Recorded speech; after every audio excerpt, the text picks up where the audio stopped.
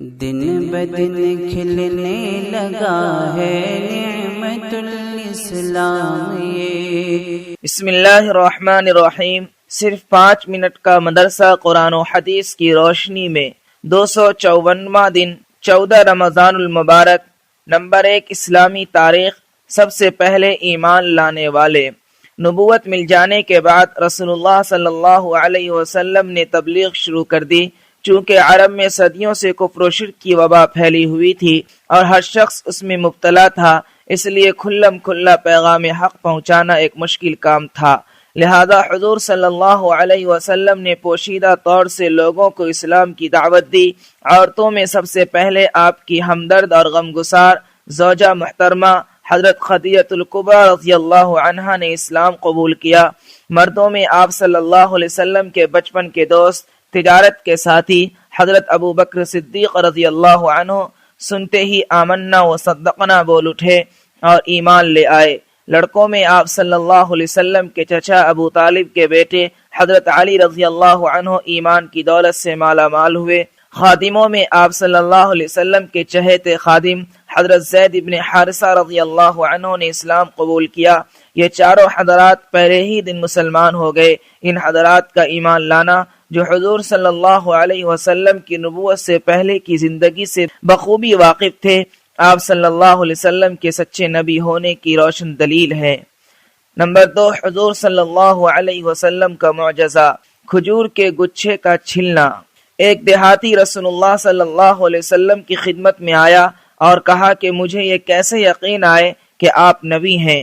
آپ صلی اللہ علیہ وسلم نے فرمایا، اگر میں اس کھجور کے خوشے یعنی گچھے کو بلا لوں تو تم میرے نبی ہونے کو مان لو گے؟ اس نے کہا ہاں۔ آپ صلی اللہ علیہ وسلم نے اس گچھے کو بلایا۔ وہ درخت سے اتر کر رسول اللہ صلی اللہ علیہ وسلم کے پاس آیا اور پھر آپ صلی اللہ علیہ وسلم کے حکم سے واپس چلا گیا۔ دیہاتی فوراً اس معجزہ کو دیکھ کر ایمان لے آیا۔ نمبر 3 ایک فرض کے بارے میں، صبح کی نماز ادا کرنے پر حفاظت کا ذمہ۔ رسول اللہ صلی اللہ علیہ وسلم نے فرمایا، جس نے صبح کی نماز ادا کی وہ اللہ کی حفاظت میں ہے۔ نمبر 4 ایک سنت کے بارے میں، قرض کی ادائیگی کی دعا۔ رسول اللہ صلی اللہ علیہ وسلم نے حضرت علی رضی اللہ عنہ کو یہ دعا قرض کی ادائیگی کے لیے سکھائی۔ اللہم اکفنی بحلالک عن حرامک واغنینی بفضلک عمن سواک۔ ترجمہ، اے اللہ مجھے اپنے حلال رزق عطا کر کے حرام سے میری حفاظت فرما اور مجھے اپنے فضل سے اپنے سوا سب سے بے نیاز کر دے۔ نمبر 5 ایک اہم عمل کی فضیلت، خزانچی کا بخوشی صدقہ دینا۔ رسول اللہ صلی اللہ علیہ وسلم نے فرمایا، امانت دار خزانچی 2 صدقہ کرنے والوں میں سے ایک ہے، جبکہ اسے صدقہ دینے کا حکم دیا گیا ہو اور وہ خوش دلی سے پورا صدقہ اس شخص کو دے دے جس کو دینے کا حکم ملا ہے۔ فائدہ، 2 صدقہ کرنے والوں سے مراد ایک خزانچی، دوسرا مالک ہے جس نے صدقہ کرنے کا حکم دیا ہے۔ اگر خزانچی امانت داری کے ساتھ مالک کے حکم کے مطابق خوش دلی سے صدقہ کرے تو حضور صلی اللہ علیہ وسلم نے اسے بھی صدقہ کرنے والوں میں شمار فرمایا ہے۔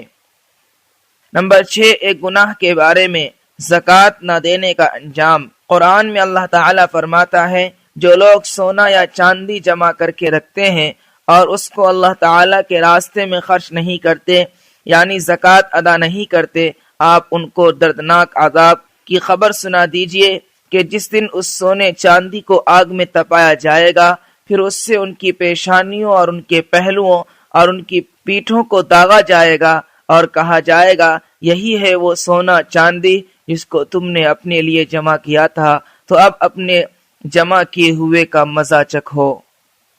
نمبر 7 دنیا کے بارے میں، مال و اولاد دنیا کے لیے زینت۔ قرآن میں اللہ تعالیٰ فرماتا ہے، مال اور اولاد یہ صرف دنیا کی زندگی کی ایک رونق ہے، اور جو نیک اعمال ہمیشہ باقی رہنے والے ہیں وہ آپ کے رب کے نزدیک ثواب اور بدلے کے اعتبار سے بھی بہتر ہے اور امید کے اعتبار سے بھی بہتر ہے۔ لہذا نیک عمل کرنے کی پوری کوشش کرنی چاہیے اور اس پر ملنے والے بدلے کی امید رکھنی چاہیے۔ نمبر 8 آخرت کے بارے میں، دوزخ کے کپڑے۔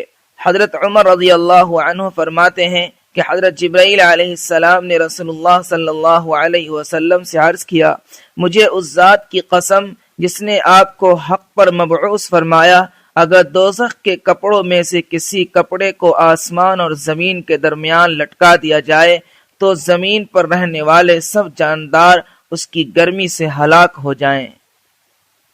نمبر 9، طب نبوی سے علاج، دعائے جبرائیل علیہ السلام سے علاج۔ حضرت عائشہ رضی اللہ عنہا بیان کرتی ہیں کہ جب رسول اللہ صلی اللہ علیہ وسلم بیمار ہوئے تو جبرائیل علیہ السلام نے اس دعا کو پڑھ کر دم کیا، بسم اللہ یبریکا ومن کل داء یشفیکا ومن شر حاسد اذا حسد وشر کل ذی عین۔ نمبر 10، نبی صلی اللہ علیہ وسلم کی نصیحت۔ رسول اللہ صلی اللہ علیہ وسلم نے فرمایا، جھوٹ سے ہمیشہ بچتے رہو، کیونکہ جھوٹ بولنے کی عادت آدمی کو برائی کے راستے پر ڈال دیتی ہے اور برائی اس کو دوزخ تک پہنچاتی ہے، اور جب آدمی جھوٹ بولنے کا عادی ہو جاتا ہے تو اس کا انجام یہ ہوتا ہے کہ وہ اللہ کے ہاں جھوٹوں میں لکھ دیا جاتا ہے۔